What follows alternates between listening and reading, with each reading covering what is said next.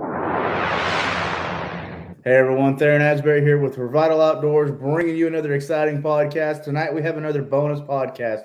We're going to interview Mr. Harry Linsinbigler, the newest winner of the Toyota Series, who actually just won the tournament this last weekend on the Potomac River. So he's actually originally from Florida, down here where Revital Outdoors is based out of, but he went up to the Potomac River this last weekend and walked away with his first victory in the Toyota Series, his only second Toyota Series tournament that he's ever competed in. So we're very excited to talk to Harry, and he's going to give us a full recap of his event this last weekend on the Potomac River for the Toyota Series win that he walked away with. Before we get started, let's pause real quick for a quick commercial. At Revital Outdoors, we're constantly at the drawing board trying to find new ways to help benefit our fellow outdoor enthusiasts so that they can be out in the field or on the water doing what they love to do more comfortably, and that's hunting and fishing. That is why for 2023, we decided to introduce the CBD soft gels with curcumin. Now, these CBD soft gels with curcumin have all the great benefits of our everyday soft gels. By far our best seller for outdoor enthusiasts, so that they can experience inflammation relief, they can get reduced anxiety and better sleeping at night.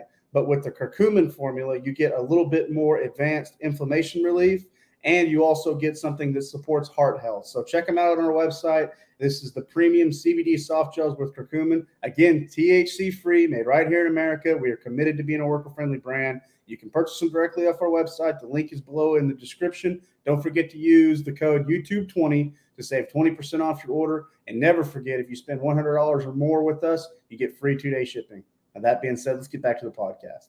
All right, thank you for joining us back on this podcast. Again, we have Mr. Harry Linsinbigler on tonight from Florida. He is the recent winner of the BFL Toyota Series event on the Potomac River. So we're very excited to talk to Harry. It was a very exciting event.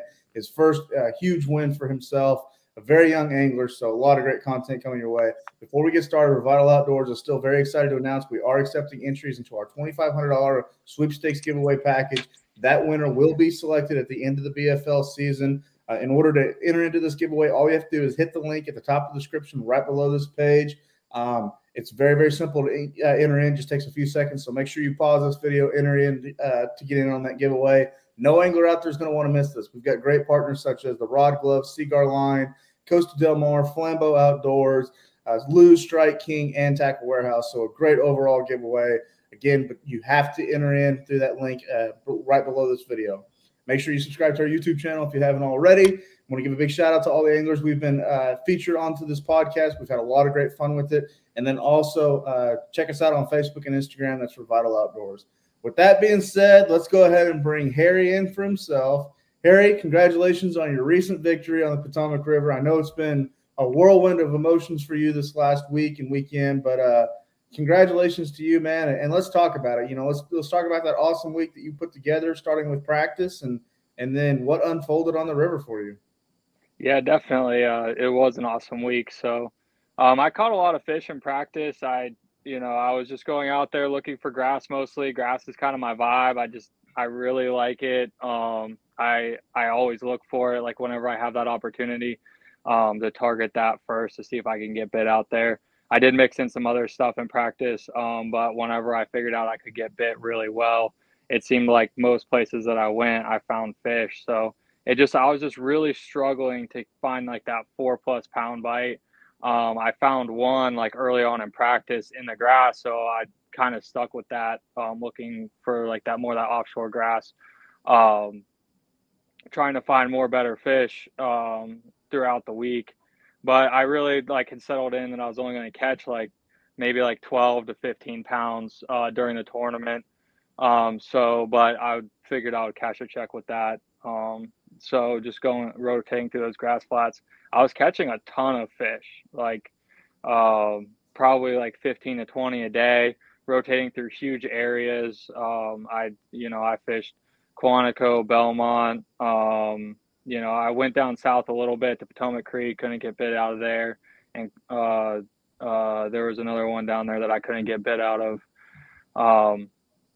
But then come the tournament day, the first day, I whacked 14 and a half pounds pretty quick.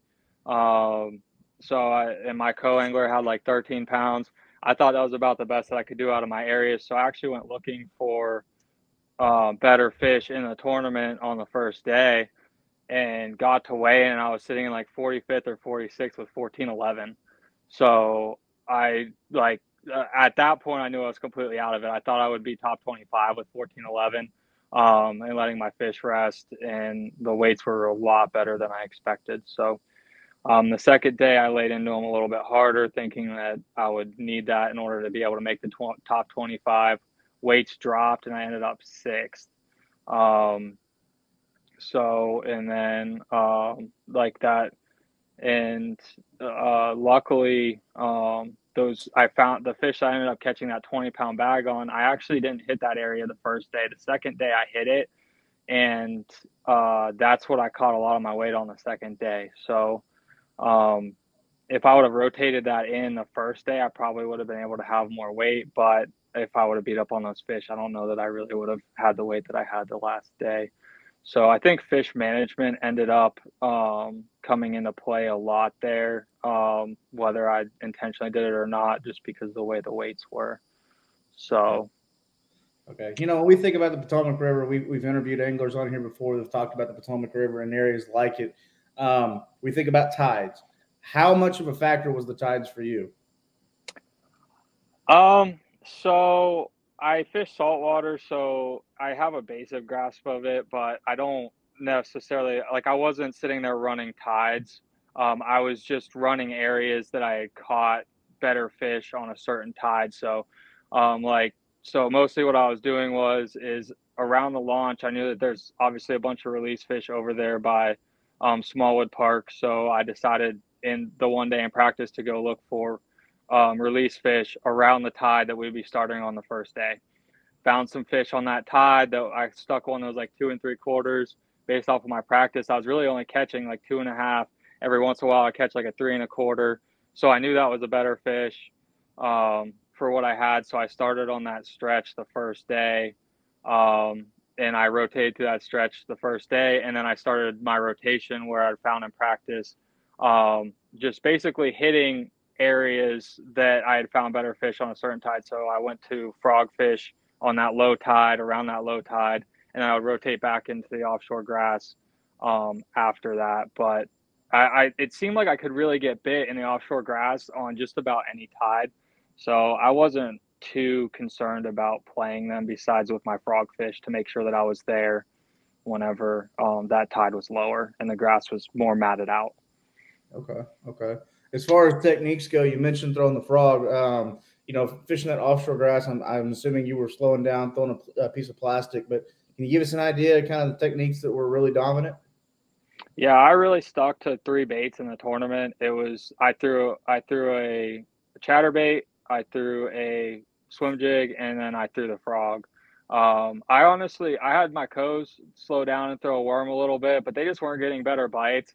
So I never felt the need to really switch from a chatterbait or a swim jig in that offshore stuff. And I was getting bit all day on that chatterbait. So, but I wasn't around other anglers that were like really like beating up on those fish with those faster techniques. So I don't really believe that those fish were going to shut down unless it was weather related. Okay. So I had a lot of confidence throwing the moving baits. I am curious, and I don't want you to, break it down too much, but being a Florida angler, we throw chatterbaits a lot. They're obviously something that works around the country, north, south, east, west. I'm sure you were very much in your element throwing that chatterbait, that reaction style bait over the grass there at the Potomac River. Everyone's got their own little secrets, their own little niche on what they throw a chatterbait, what size they throw. Maybe you give us and the listeners just a little bit of a hint on your chatterbait setup. Do you keep the colors very simple? What do you do for trailer wise? It seems like a very complicated technique, even though it's really not. But break us down kind of what you have found to work. Yeah, definitely. This week I was just throwing, or this past week I was just throwing a green pumpkin chatterbait, 1/2 ounce. I was getting bit on a 3/8 ounce too. It didn't. It's just a little bit deeper grass, so I didn't. That 3/8 didn't really come into play until I broke off my 1/2 ounce chatterbaits. Normally I will mix in black and blue, black, blue, green pumpkin. I'll throw a white one if there's shad around. But that's pretty much as broad as I go with a chatterbait. black, blue, green pumpkin, and green pumpkin, and then every once in a while white. So I'll throw, for the most part, I throw like a fluke trailer because I'm cheap and I don't want to spend a ton of money on a Zaco. So, but other than that, that's pretty much how I throw my chatterbaits. I throw them on a crankbait setup. Normally about a 7-3 to 1, 7-1 to 1 gear ratio. So pretty much simple 20-pound test, 15-pound test, depending on the cover and if I feel like I can get away with that 20-pound test. But okay, are you throwing the traditional chatterbait or are you throwing a jackhammer? I'd throw a jackhammer. I mean, you spend so much money with these tournaments. Like I broke off $45 in chatterbaits on the first day, but at the end of the day, it's, you're spending so much money on the tournament, and I feel like there's a little bit of an edge to throwing the jackhammer. So I throw it. It's a little bit better hook, better keeper, and it just ultimately seems to work better for me. So I got you. So, well, Harry, I know you got a great family support system behind you. We saw that at the tournament, at the weigh-in. I've seen it on your social media. You're doing a little bit of digging. You're still young in your career. Harry, how old are you? I am 25. 25. So still a young guy, just getting started kind of in the boater scene, but you got a great, future ahead of you. But anybody you'd like to give a shout out to here in Florida, any family or friends or sponsors, anybody that supports you? Yeah, definitely. My parents and my grandmother, all three of them, they're huge supporters of me and what I've done and where I'm going. Like especially my parents, like they've taken me to tournaments since I was 14. Every week, like every other weekend, I was fishing a junior tournament, and just sticking with it, sticking with me and behind me. And then my buddies Scott Linstam and Christian Greco, they were both there at that tournament. They helped me like whenever I had to go beg them for chatterbaits and frogs because those snakeheads and catfish are rough on baits.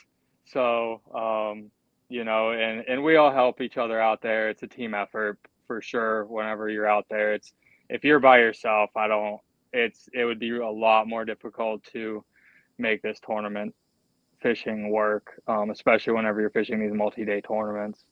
But it's amazing how this community can bring people together and the friends you make. So absolutely, I have to agree with you there. What's the future hold? Before I let you go, where do you go from here? What's your goals to your next step for maybe next year, throughout the rest of this year, getting to Guntersville for that championship? What are you looking forward to?